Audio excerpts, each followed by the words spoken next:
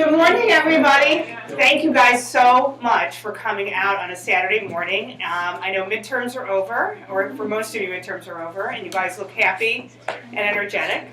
I'm Jan Kostner. I'm the Deputy Director of Events and Marketing for the IOP, and Mallory McClaire is the Manager of Events and Strategic, Audience Development. Audience Development for the Institute. And we're really excited today to talk to you about our events from inception to execution, the strategic management for excellent events, because that's what we like to do here at the IOP, is to really shoot it out of the ballpark.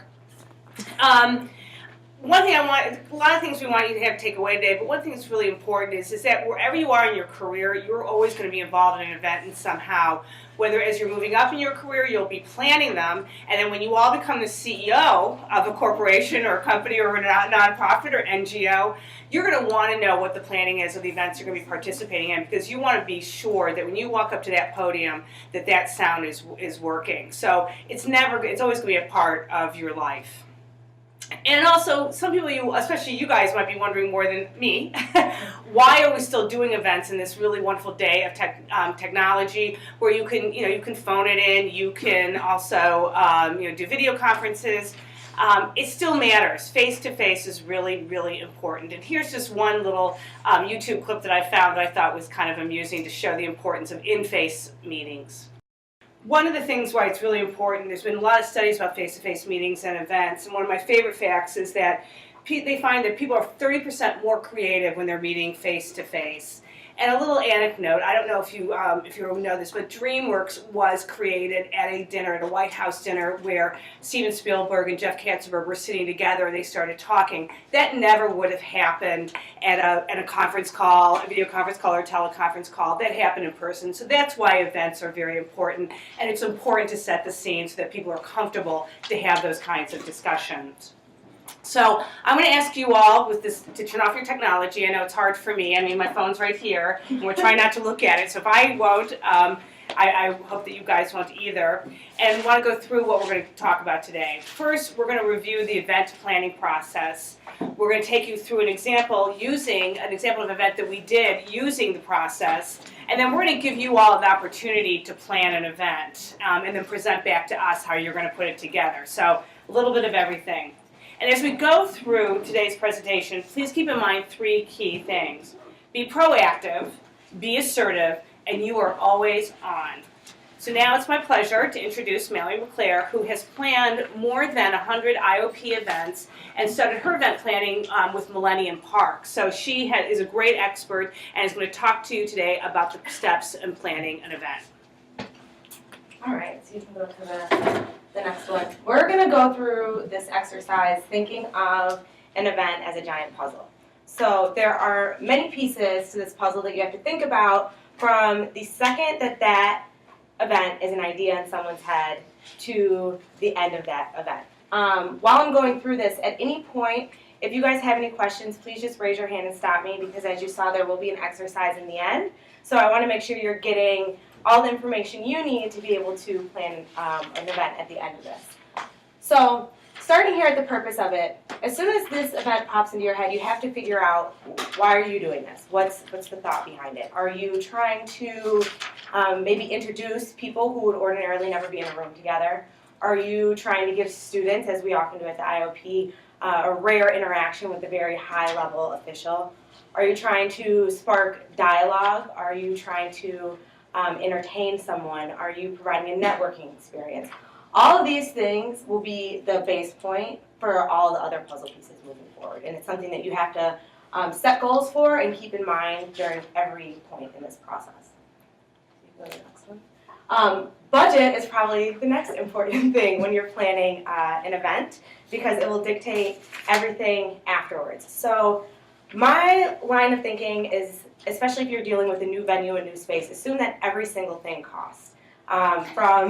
It's true. So from the room that you're using to the people who have to manage that space while you're there, every piece of AV equipment, every microphone, podium, screen, speaker, all comes with a cost. Travel for your guest of honor, so you might be paying airfare, lodging, ground transportation. You have to feed these people while they're here. Security is a cost. So when you start planning your event, just write down every single thing that you need, and in the end, you might be lucky to find that it doesn't cost anything, but then you don't run the risk of necessarily running over budget, because each venue will have its own set of rules that you have to work around.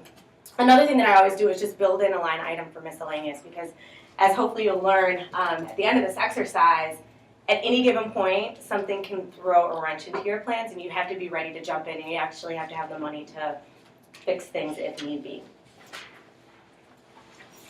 So as I mentioned, site selection is very, very important, especially as related to your purpose. So for us, we often think about target audience. You don't want to go, if you want an intimate conversation, you don't want to book an event in a space that can hold 500 people, because no one feels intimate in a room that can hold 500 people, even if there are only 20. And you run the risk of having a room that's empty and your speaker thinking, oh man, you know, I thought that I could pack this room and maybe I couldn't.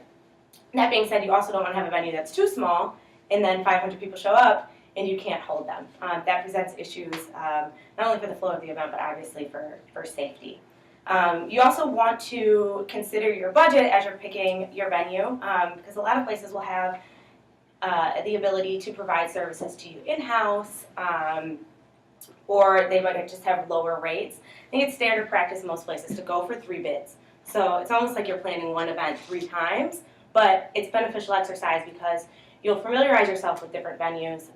You'll learn a lot about processes and how everyone has a different one, and it's just something that you should always keep in mind.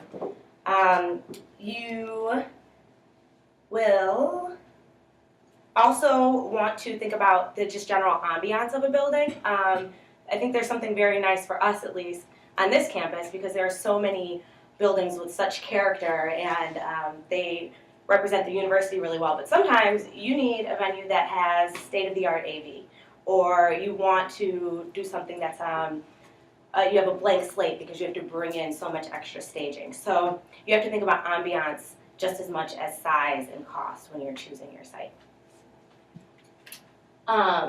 Safety and security is huge, and this is not just related to your guest of honor, it's related to your audience as well. Jan will touch on this when we start to talk about bringing in high-level officials, but you need to think of every level of security that needs to be involved. So here on campus, we have to think about not just the City of Chicago's police department, but how does UCPD need to be involved? If you're bringing in someone who has their own security, it's a courtesy to let any other police departments over that area know that you're bringing someone in, and you have to make that connection. You also want to make sure that your site is secure that day.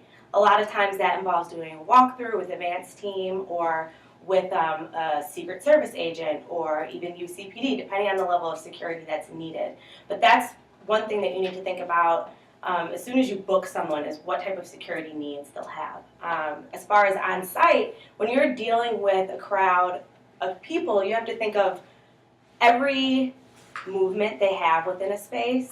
You have to think of the flow of the space, especially with large groups. You don't want any bottlenecks. As Jan mentioned, my background is in festival management, so that brings in a whole nother can of worms, because sometimes you actually have to create pathways to move people, whether it's using barricades or open stanchion. I think safety and security is also where communication is very important on site, so people know where they're going. You never want a group of hundreds of people who are clueless, because everyone will just kind of shuffle around, and there are millions of issues that you can encounter when operating in that way. So that's very, very important. People needs, just like with security, you have to think of the needs of your guests and also the needs of your audience. My general line of thinking is that everyone is a VIP, and this is where I think hospitality is very, very important, especially for your audience. I think this is also where you need to be fully staffed with volunteers and greeters, and you want everyone to feel very comfortable while they're at your event. You also need to consider every single point of interaction you have with your guests, and that means from the time that they find out about your event, you want to make sure that they have all of the information that they need. You want to make sure their registration process is very simple. You want to make sure they can get into the event easily, that they're comfortable while they're there, that if they have any questions, you're able to answer them, whether it's, where is the restroom, where can I park my car, and almost think of yourself as a customer service representative when you're dealing with your audience, because you want them to come back, and you also want them to have wonderful things to share about your event. That being said, you also need to be very mindful of your speaker during this whole process, and while you're lining up your event, you want to make sure they have all the information they need, which will be a little bit different from what your audience has, but you have to think of yourself almost as a concierge to them. Some guests might be needier than others, but it's your job to make sure that they're comfortable and that they can perform as comfortably as possible while they're on stage or meeting with the guests that you lined up. Marketing, you have to get the people there, and you have to, you want an audience that wants to be there. So part of this means determining who your audience is. A lot of times this might be invitation only. Other times you might say, hey, we want a packed house full of people who aren't really familiar with what we're doing. We want to engage a new group of people. And when you're doing that, you want to use all the platforms you have available to you. So that could be posters and rack cards where people can actually take away materials listing your events. Obviously, calendar listings and websites, social media, all of that. But to me, the most important part is sending out targeted information, personalizing it, engaging different organizations or small groups that would be of interest to you. And making it personal does go a long way because, I mean, as everyone in here knows, if you've gotten some form email, it's easy to just glance over it. But when someone says, hey, this is what we're presenting, and it ties into your group for these reasons, and I'm here to help you out. You're starting a relationship that can be ongoing, and it often turns into long-term partnerships. So that's something to think about in marketing. Another component of that, and I'll get into it when we get to day of, is on site, there's a level of marketing involved too because you want to be sure that you're doing everything you can in terms of branding. So for us, that's often, banners on a stage. One thing to think about is if you have a photographer there, you want your logo to be in as many shots that the photographer takes as possible. So it might be a branded glass of water. It could be a backdrop. You could just kind of think of all the different places where a photo might be taken and kind of plop a logo in there some way. And it's something that marketers think about, not just at events, but across the board. Day of is obviously the most important part. It's go time. One thing you should always do is just write everything down. I almost do it to a point where you write down useless things, but you never really know when you need it. You want to have a plan. You also want to be able to prep your team as best as possible.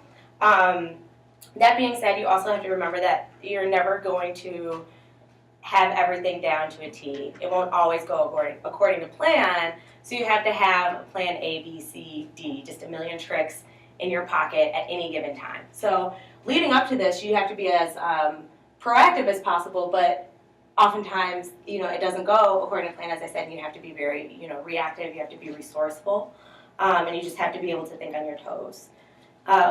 In terms of going through the day, one way to divide it is to think of front of house and back of house.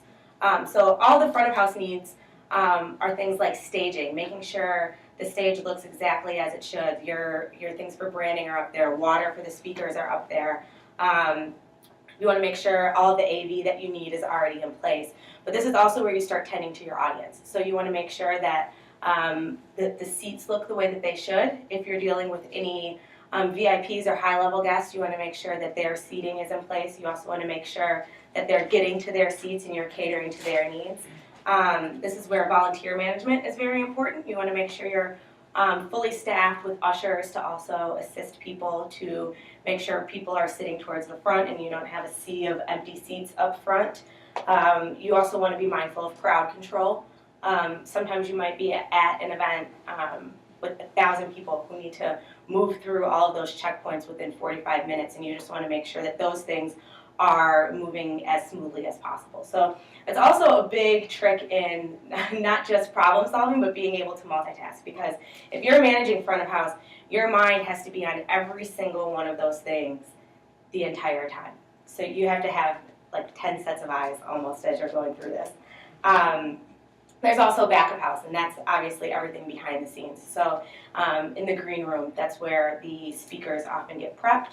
You want to make sure they're comfortable, they've had a bite to eat, no one wants to get on stage if they're hungry, so you want to make sure that's taken care of. You want to make sure that they feel comfortable with the topic. If it's a panel, you want to give your guests time to interact with each other, so the first time they're meeting is not on that stage. You want to line them up so that they know where to sit. That's also where they get mic'd up backstage. So that's where you deal with your principals. And then the third part, which can kind of be handled by front of house or back of house, is just the production and flow of the actual event.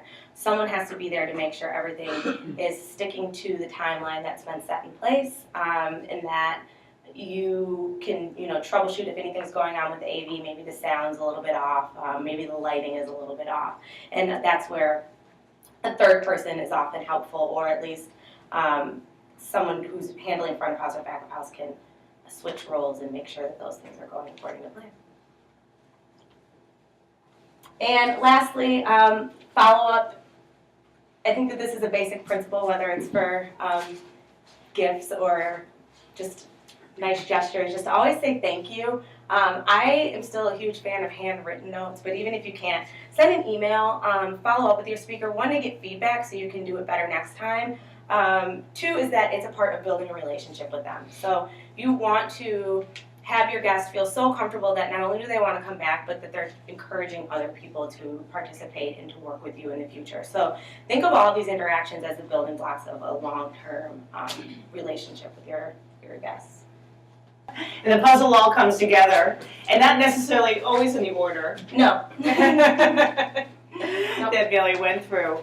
Now we'd like to talk you through an actual event that we did and how it was put together using all of these points. One of the most important events that we've done so far was the trip of Vice President Biden last fall, and it was very exciting, I think, for everybody on campus. We knew for a while that this was going to be a possibility, so one, we had to keep it quiet. We couldn't really initially do some outreach of getting the venues that we wanted to, which is difficult, especially on this campus, because things get booked up so quickly. So there was always in the back of our minds, like, okay, this is wonderful, but are we going to be able to have the space that we wanted?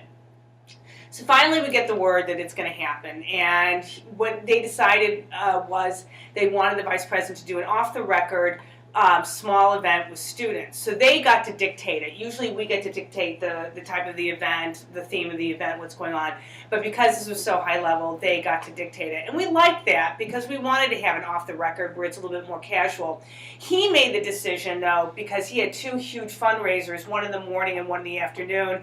He needed something, he wanted to fill up his day, and he wanted something that would be a little bit more relaxed, a little bit more fun, and very interesting. And so that's why they came to that decision, and so we agreed upon that. They initially asked that they wanted to have only 40 students, and though we wanted to keep it low to keep that kind of intimacy, we thought 40 was a little bit too low of a number. So throughout the whole entire process, not just one conversation, but several conversations until almost the day of, we kept on asking to add in more and more students, and they did, and they were very amenable to us. But we did have that one number, and I believe it ended up being about 90 students. So as we were deciding on the type of event, who's going to be coming to the event, we had to really decide who's going to be invited to the event. And this was a long conversation internally, plus also we ran it by the student executive board to make sure that they were on board. And because this was such a special event, we really wanted people who had been involved and actively engaged with the IOP to be a part of this. And so what we did was we did a lottery to the group of the association. And they had to come in, and we sent out an invitation that had to be vetted by the Vice President's office. They had to see everything that we put out there. And then students had to say yes, they were interested, and then we did a lottery through Google Docs where they automatically pick people and then let you know. And believe it or not, we were really surprised on this. Some people didn't get back to us by the deadline, so then that gave opportunities for other people to attend.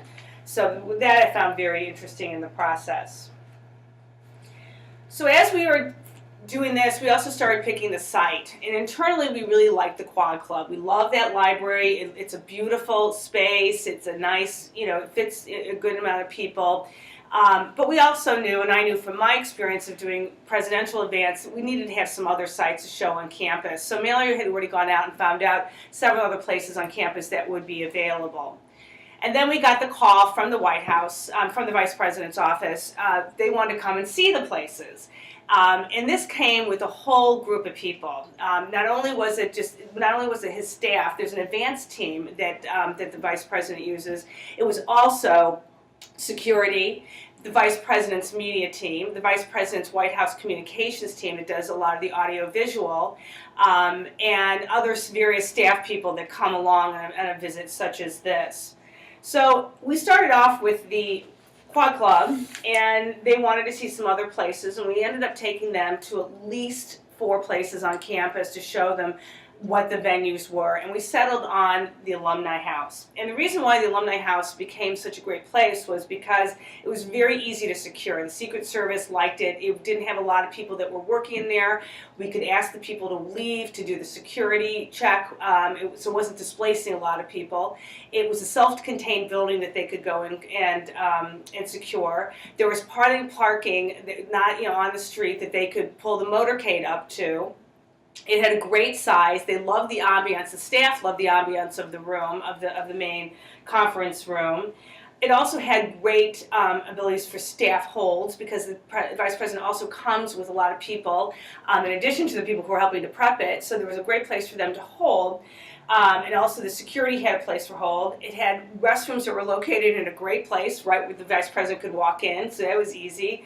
And it also had a really great room where you could do pictures. On every trip, whether it's a presidential or vice presidential trip, they always do pictures as a thank you to the team who's driving, to the security, and they had a lot of time in between the 2 events to be able to do it. So our site became an add-on, almost another event was going to happen there with those pictures.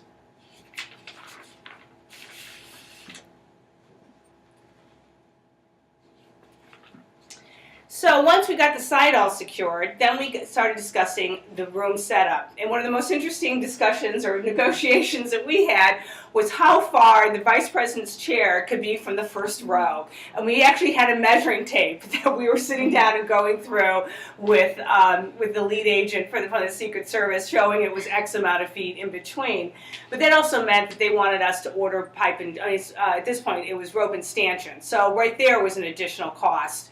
That started adding up. And getting back to budget, we didn't have a budget for this event, but it was very important for us to track the budget so that when surprises came up, or things came up, we could let Darren and Steve know that, okay, it's going to cost this, so that at the very end, we didn't have this all of a sudden a surprise bill that we weren't aware of.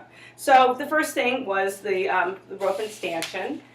Then we knew we had to have some high-end sound, so we went to a different company that's very used to using and doing it for the Vice President and the President. They've done it before here in Chicago, so we brought them in.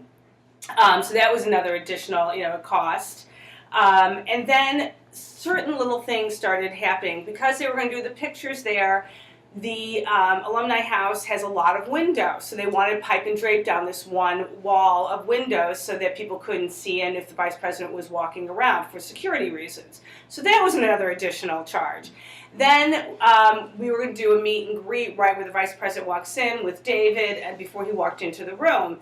There's a lot of windows there at those doors, so we had to buy butcher paper to cover up those doors, and I think the butcher paper still is over at Alumni House.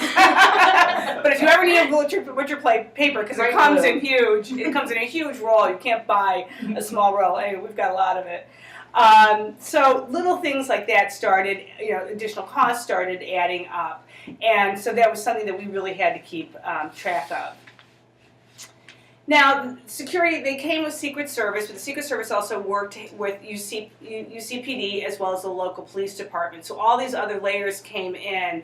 But the Secret Service, not only did they do the walkthroughs with us, they did walkthroughs and we didn't even know that they were doing walkthroughs. They would just show up and go through the house. And thank God the staff at that house was wonderful and kind for having all this. They were very excited of having the Vice President there. But they would just show up at any time of the day and do walkthroughs and look at things. And they made the Alumni House move things around downstairs. They did all sorts of things that we don't even know to make sure that that site was as secure as possible. Another thing that we had to do is get anybody that was going to be close to the vice president, the social security number and date of birth. So that was a huge amount of people, from the sound people to the student executive board who got their picture, to staff, to anybody that could be remotely close to it. And I did run into a problem where somebody asked to be at the greeting part of the program, who was not on the list. I knew that person was safe, but why would the Secret Service trust me that they don't know me that well? So we had to go into a whole negotiation to make sure that that person was a VIP, to make sure that that person was able to be at greet. So they're very, very specific about that, but they can be a little bit flexible. When we were thinking about the people needs, not only were we thinking about what the vice president needed, we also wanted to make sure that the students that came had a good time. And one thing, and had a great experience. One thing that they did ask was that the students all the guests arrive at least an hour before. So we knew that you all were going to be sitting in there, or many of you got to go. We're going to be sitting in that room for at least an hour, if not an hour and a half, twiddling your thumbs, waiting for the vice president to arrive. And so we got water in there. We also, again, had to negotiate with the Secret Service. Say, okay, once they're in the room, if somebody really has to go to the restroom, can we please let them in and out? So those kinds of detailed discussions were going on during there to make both sides very happy. So this event, too, what we didn't really touch on was media. And part of every event, there is a media component. We like to get press on it, especially the ones that are open. And though this was closed to media, we did get a lot of media calls, but we used it as an opportunity to get the IOP's name out there. So we did ask those reporters, say, yes, he is coming here. Yes, he is talking off the record to students. But no, it is closed to the media. You can't come, but we'd love you to let people know. And that helped us get the word out about the IOP, but what the IOP is doing, and the high-level types of guests that we are having. So that was actually really helpful, even though they weren't able to come and cover the event. So we get to the day of the event. The room is set. Every window is covered or shaded with something. And the first thing that happens is that we get a call is that he's done early at his other event and wants to come now. And we were like, well, no, because we still have to get the students in. They have to go through security. So we had some phone calls back and forth with the staff person at the first event, and eventually we got him back to coming in on the right time so that we could be prepared. But that throws you off and throws it takes a lot of time to do those phone calls. So he held downtown. The other part was that at this time the Secret Service didn't want to let anybody leave until after the vice president had left. Well, you had him coming in and talking to the students. Then you had him doing all these pictures, which would take another 45 minutes. So and then you've had this group come in an hour before, so you'd be sitting for 3 or 4 hours.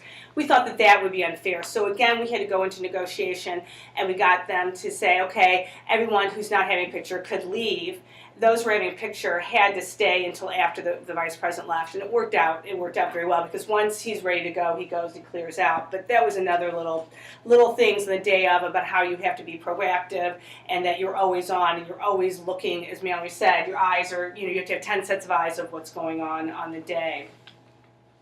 The event went really well. What the funny part was when we had all this wonderful rope and stanchion, well, the first thing the vice president did after David introduced him was they opened up the rope and stanchion and started walking out into the audience, because he wanted to be close to be more part of the event. It was a great experience for the students, but all that time and effort that we spent in negotiating kind of was all for naught.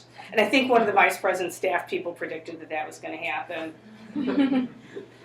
So the event went really well. And one last thing, too, that we had to be aware of. There's a school down the street from the Alumni House, and the motorcade was coming at a time that could hurt the pickup of the students from school. So we had to let that school know. So not only were we thinking about the students having an interesting, a good time, the vice president and his staff having a good experience, so they'll want to come back here. We also had to think about the community at large and how they were going to react, because we didn't want them to get mad. If anybody's ever been stuck in a motorcade when the president's in town, has it happened to anybody? Yes, what are you doing? You're in the cars really mad and saying, I may never vote for that person again. It happens, and so we had to be really, and we also didn't want people to be mad at the university, you know, so we also had to be out there talking to the community. So on the follow-up, we did have cleanup because we had to rent extra chairs to get more chairs, and chairs, and then we had to rent tables and 2 extra high chairs for the vice president, for David to be sitting on. We had to rent all that rope and stanchion, all the pipe and drape, all that. So we had to make sure, and also we were renting the space, so this wasn't our home. We had to leave that place as clean or cleaner than when we left it, because we wanted to be able to come back and not have them be mad, like, oh my God, here comes the IOP again. They're going to mess up and totally, screw up our day again.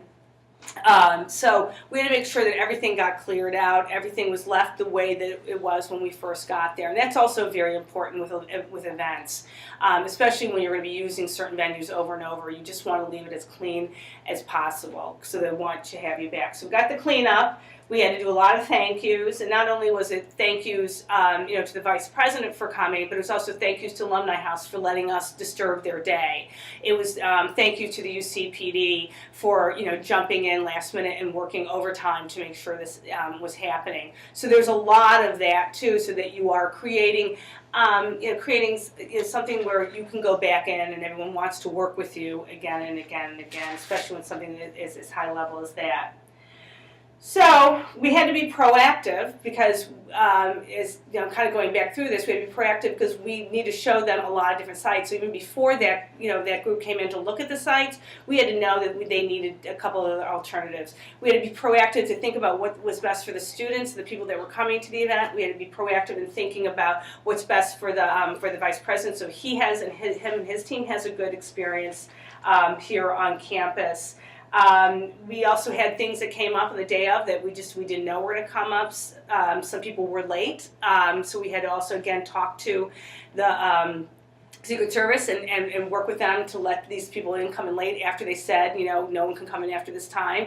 So there's some some issues that were going on there. So that's right on the day of, the things are being thrown at you. And then you're always on because you're always talking and you're always negotiating no matter what. There was one, when I was trying to prepare for this, I looked at one list of things and they said once the event starts, lean back and have a great time. Well, you can have a great time because you've got to have a passion and you do have a good time, but you can't lean back because there's always something going on and you're always thinking about the next thing that's going on in the event. And then you also start getting to a point where you start thinking about the next event and how you're going to plan that.